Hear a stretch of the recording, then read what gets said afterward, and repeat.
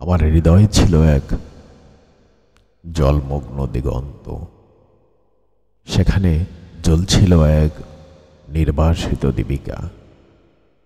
তার ক্ষীণ আভায় জেগেছিল অদৃশ্য নৈঃশব্দের অপ্রকাশিত অনল।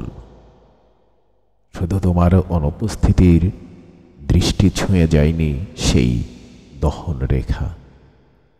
শব্দের গভীরে ছিল প্রতিধ্বনি, উচ্চারণের অন্তঃস্থলে ছিল ব্যাকুল স্পন্দন। তবু জন্ম নেয়নি কোনো আহ্বান, কোনো নিকটতার অনুষঙ্গ। বায়ু বয়ে গিয়েছিল, অথচ সুবাস থেমেছিল দিগন্তের প্রান্তে। সময় প্রবাহিত হলো, অথচ অনুভূতির রসায়ন বয়ে গেল অচল।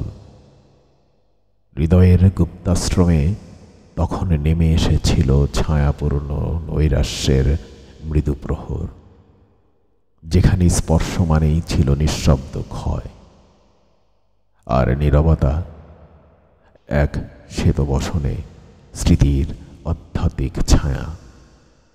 তোমার অনুপস্থিতিই তখন হয়ে উঠেছিল এক নক্ষত্রবিহীন আকাশ, যেখানে আলো মানেই ছিল অসমাপ্ত প্রতীক্ষা, আর প্রতীক্ষাই প্রেমের চূড়ান্ত রূপান্তর।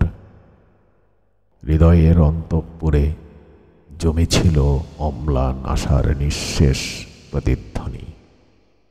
মনের ভেতরে জেগে উঠেছিল নিবিড় অনুরাগের অদৃশ্য তরঙ্গ, যা যা শুধুমাত্র তোমার নীরবতার ছায়া স্পর্শ করতে চেয়েছিল।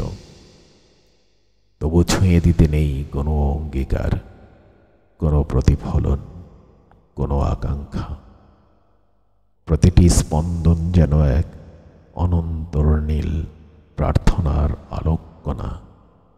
প্রতিটি নিঃশ্বাসে জাগে ব্যাকুলতার অচেনা নক্ষত্র, যা গোপন সৌন্দর্যের অমল সূর্যকে বহন করে।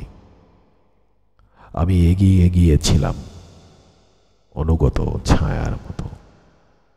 তবু দেখা হয়নি কোনো প্রতিধ্বনি, কোনো নিঃশব্দ আশা।